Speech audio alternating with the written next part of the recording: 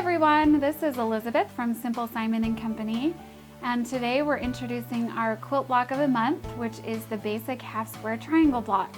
So we're going to talk about how to make a half square triangle 2 at a time, and then at the end of this I'll show you some ways to use the half square triangle block in some quilts that are really simple and basic but really fun to use. You'll see I have my materials laid out on the board. I've got my rotary cutter and my rotary quilting ruler. I've got my mat.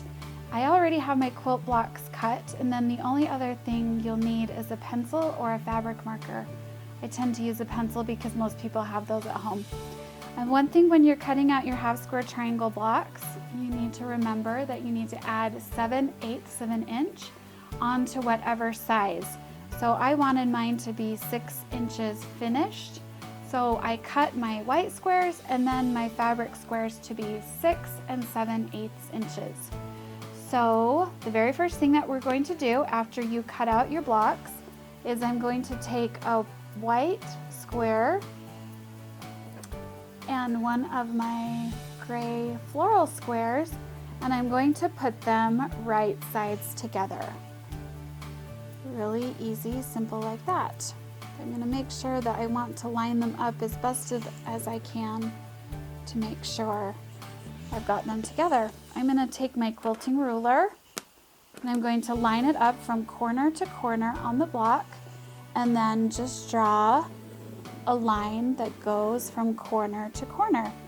The next thing I'm going to do is take this over to my sewing machine, where I'm going to sew a 1/4 inch seam allowance on the left side of this line and a 1/4 inch seam allowance on the right hand side.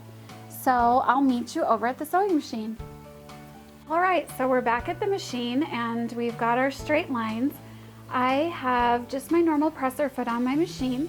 There is a 1/4 inch presser foot that you can buy, but I have a setting which is number 2 on my Baby Lock Unity that's called a piecing stitch right, that moves the needle a little bit to the right, and then the edge of this presser foot's a 1/4 foot. So I just tend to use that most of the time. All I'm going to do is line this up to that 1/4 inch, and then I'm going to move it back a little bit so I can start off right on the edge of this. And all I'm going to do is sew all the way straight down, lining up that presser foot with the edge of my machine. And then I'm going to just sew all the way down. We'll speed up a little bit. And then when I get to the end, I'm going to do what's called chain stitching. So all I'm going to do is sew off of the first block and sew right onto the second block.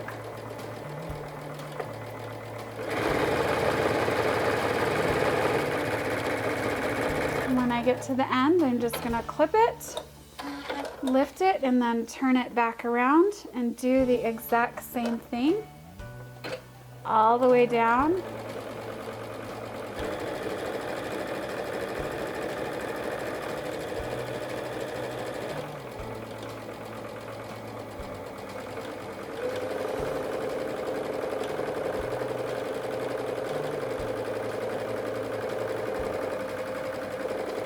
Until I'm done.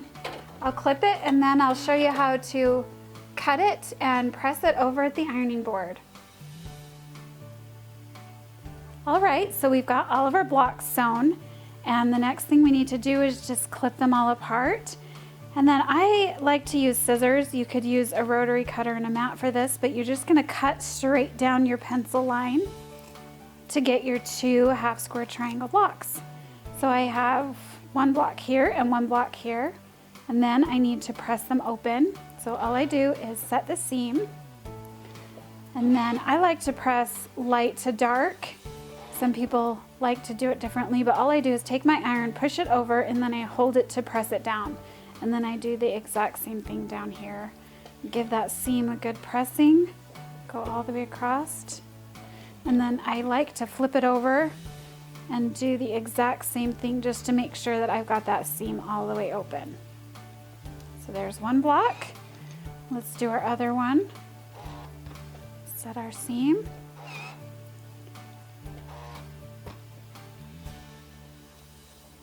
Sometimes I like to use steam. Sometimes I don't. If you are going to use steam, you have to remember that it can sometimes warp the fabric a little bit, so just make sure you're not pulling on it when you do that. I'm going to give it a good pressing over here, and it's time to square up our blocks. So we've got all of our blocks done, and I'm just going to show you quickly how to trim them up. If you'll remember, we added 7/8 of an inch onto so that we could get a perfectly squared 6-inch block at the end. And so all I'm going to do is trim off these little dog tails and a little bit if our block happened to go a little bit wonky. Sometimes they do that. So all I'm going to do is line this up. You can either use your quilting ruler, or if you have a square ruler, that works as well. But I just need to make sure I'm on a line over here. Whoops, it keeps moving. Just going to put it on the line and then square this side up.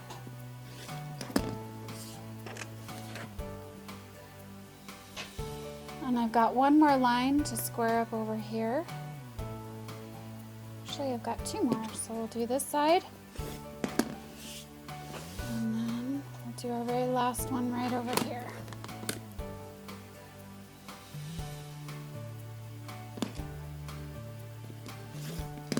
And then I've got my block that is exactly 6 inches by 6 inches. So I'm just gonna pretend that I've done all of my blocks and have them all squared up for you. And then I'm just gonna show you a few layouts that I like to use with half square triangles. One of the most common is just to make a diamond shape or a square on the bias, whatever you'd like to call it. So we'll just put these 4 out, just like this. You can see that makes a really pretty block with the white around the edges of it. You can flip that and do white on the inside. And then you'd have your colored fabric or your light fabric and your dark fabric, whatever you chose to use. You'd have your kind of bordering your white square. You can do a pinwheel, which is to turn all of your points towards the inside. Oops, this guy goes right there.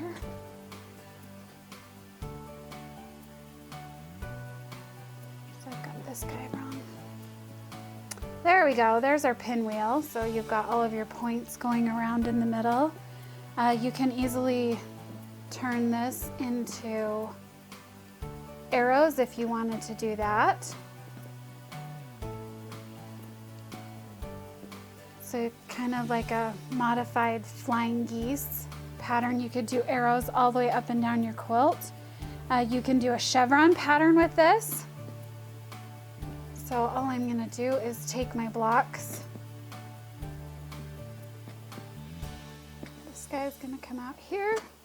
And this one's gonna come out here, and you can see the chevron taking shape. You can do that all around a quilt. There really are endless possibilities. You can do a stripe. If you want to do a stripe, see how we've kind of got our stripe started. And then this one would come down here. I did a Halloween quilt with lots of different stripes going up and down a quilt, and it turned out really cute. You can always do triangles. So that means all of your blocks would face the same way. If you want to do a triangle quilt like that, and you could do them in sets of 4 or sets of 8, whatever you wanted to do. There are so many possibilities with a half square triangle quilt. I think that's why it's one of the most basic quilt blocks that we have, because it's so versatile. Anyway, thank you for joining us. I hope that you'll get some great ideas on making a new half square triangle quilt this month. And there's lots of quilt tutorials over at Simple Simon & Company.